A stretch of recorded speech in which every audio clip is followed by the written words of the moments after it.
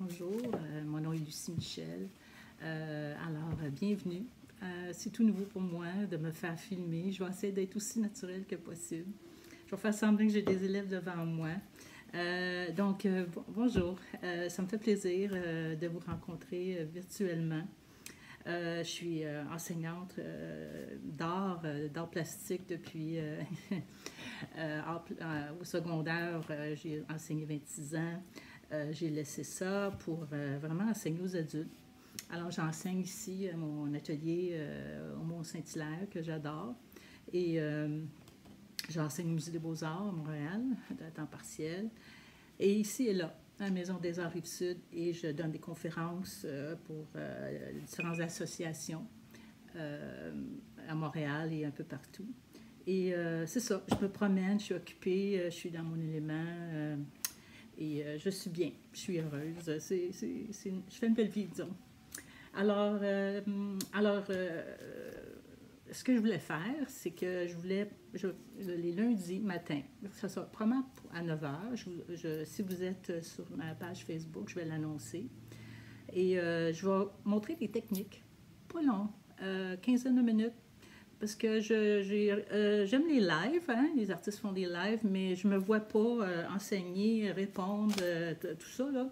J'aime mieux me concentrer sur ce que je fais. Et je vous dirai ce que je vais faire la semaine prochaine.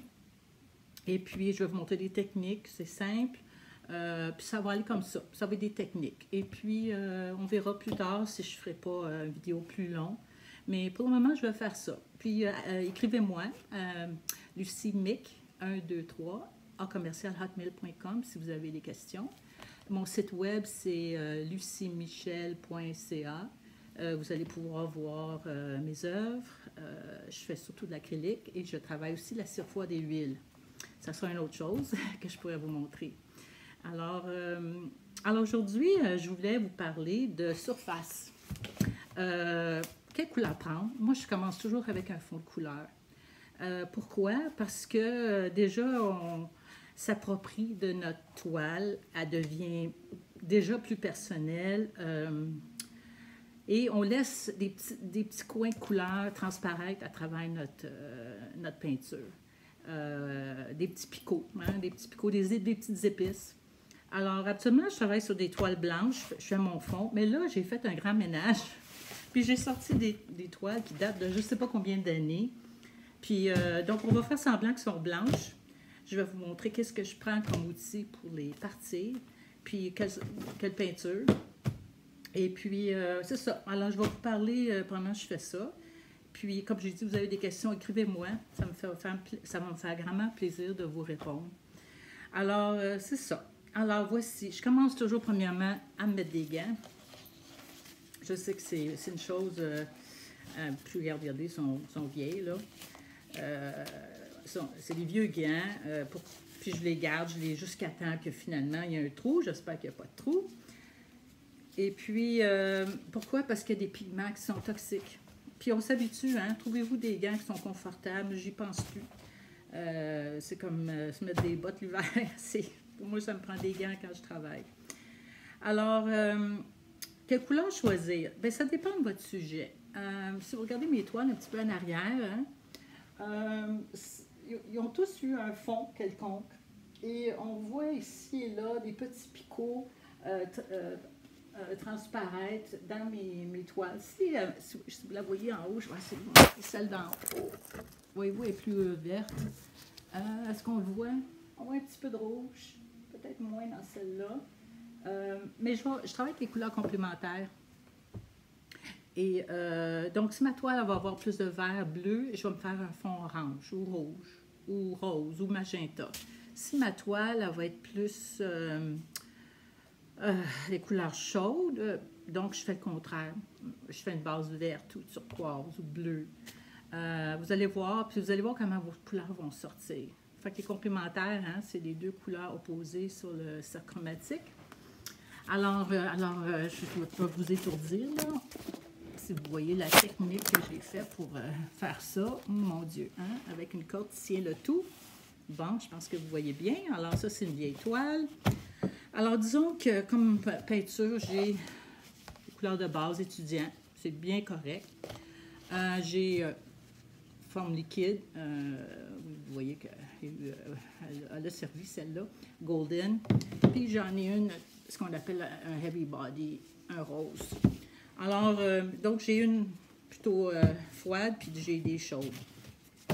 Alors, j'y vais directement. Disons qu'on commence avec le rose. Comme ça. Puis, comme outil, et mon Dieu, on a du choix. Alors, moi, j'aime beaucoup celle-là. C'est une spatule de cuisine. Carte d'hôpital. Une qui est expirée, bien sûr. J'en ai des dents. Regardez, j'en ai une panoplie de spatule. Même ça, au Dollarama, les beaux petits squeegees, ça va très bien. Alors, disons qu'on va prendre celle-là. On va l'étendre. Regardez, c'est intéressant. On voit des textures de l'ancienne toile. Tiens, on étale ça. Ça prend quelques secondes. Si vous avez le goût de laisser des petites marques dedans. Alors, comme j'ai dit, si je fais une toile de cette couleur-là, probablement que mon sujet va avoir beaucoup de couleurs froides. OK, bien voilà, ça va être fait. Voyez-vous les nuances que ça fait parce qu'on voit le vert à travers. OK, on va essuyer ça un peu.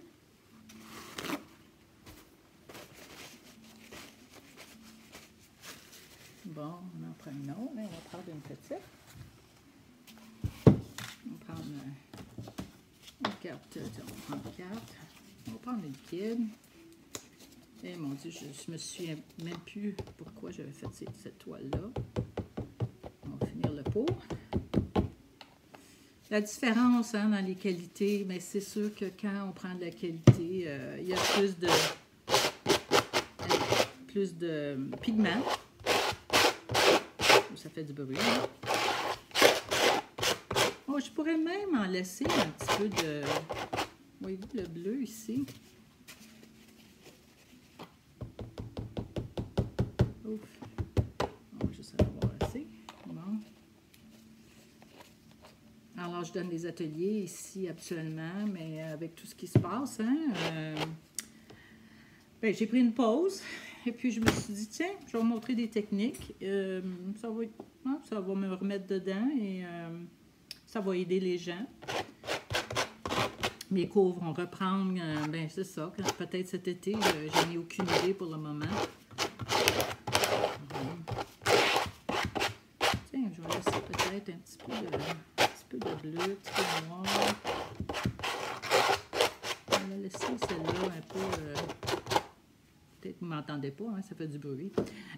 Alors, je disais que je vais laisser un petit peu de bleu ici, je pense. Je vais laisser comme ça, un petit peu. Puis, ça va créer des surprises quand vous allez peindre dessus. Et le fait qu'il y avait une couche avant aussi, ça crée des textures ici et là. Ça peut être intéressant. Bon, alors, une autre faite. Mon Dieu, celle-là, je ne sais pas si vous voyez, c'est une théâtre. Oh mon Dieu, ça date de assez longtemps. Alors, ce fois-ci, tiens, on fait, celle-là a quand même des couleurs intéressantes. Je vais en prendre, en fait, regardez, voyez-vous celle-là, là, si je peins par-dessus, là, ce que je fais, c'est que je la tourne à l'envers. Alors, c'est sûr que là, vous la regardez à l'envers. Alors, moi, je la tourne à l'envers, donc je ne verrai plus la théière. Et je peins. Et je l'oublie. Et je peins, et tout à coup, je vais avoir le rose, je vais avoir du noir, du bleu. Ça crée vraiment des surprises. En fait, celle-là, je vais la garder. Je trouve qu'elle a des couleurs intéressantes. Alors, je ne la couvre pas. Je vais en prendre un autre.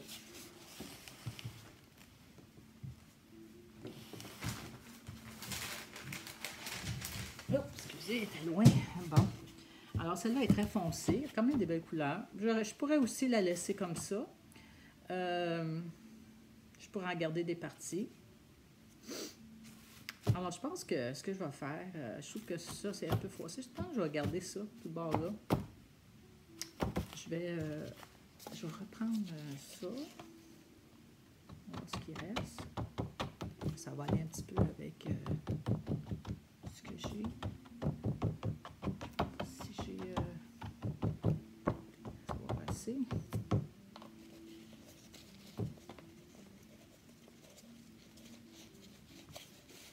Cette fois-ci, je vais prendre...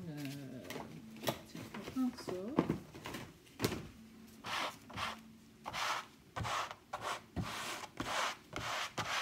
On va regarder un petit peu. Parfois, je vais aller chercher une bouteille d'eau. Je reviens.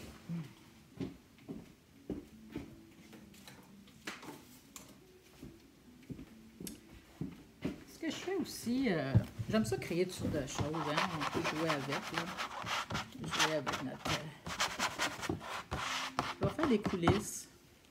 Puis, ça crée un fond intéressant. Alors, je vais essayer de le montrer comme ça. Là.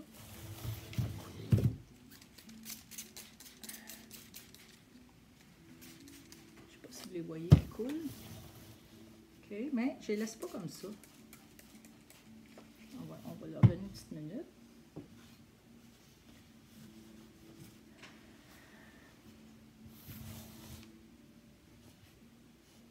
Bon, on va attendre encore. Alors lundi prochain, je pensais vous montrer, je vais enlever ça pour que vous voyez. Je pensais vous montrer comment maroufler. Maroufler sur panneau de bois. Mettons que vous avez une œuvre, mettons que vous avez une œuvre en papier que vous aimez, vous voulez le maroufler. Maroufler, ça veut dire coller. Alors, vous voulez le coller sur un panneau de bois. Vous avez peur qu'il y ait des bulles. Bon, moi, j'en fais des très grandes. Ça fonctionne très bien. Même que des fois, je les regarde, puis je ne sais plus si je l'ai fait sur papier ou si ça a été peint sur le panneau. Alors, il faut que ça soit impeccable, il faut que les côtés soient très bien coupés. Puis, je peux aussi vous montrer sur toile. Puis, c'est semblable, mais parce que la toile rebondit, hein, c'est autre chose. En fait, sur panneau de bois, c'est plus facile. Alors, je vais faire ce petit vidéo-là lundi prochain. Alors, OK. Alors, je vous montre ça. Voilà. OK. Alors là, ce que je fais, je prends une spatule. OK. Et voilà. Alors, je ne sais pas si vous voyez, là. Hein, ça crée, voyez-vous ce que ça fait?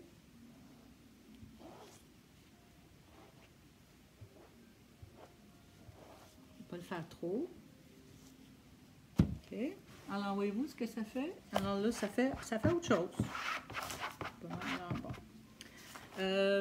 Alors, voyez-vous, je vais regarder un petit peu de mon dernier fond. J'ai mis des coulisses. Je peux venir créer des lignes. Donc, ça fait un fond très intéressant. Et quand je peins, bien, je regarde. Hein, mettons, est-ce que je vais le faire de ce sens-là? Est-ce que je vais le faire de ce sens-là? Alors, bon, alors ça me fait 3 toiles. Hein? Une magenta, une texturée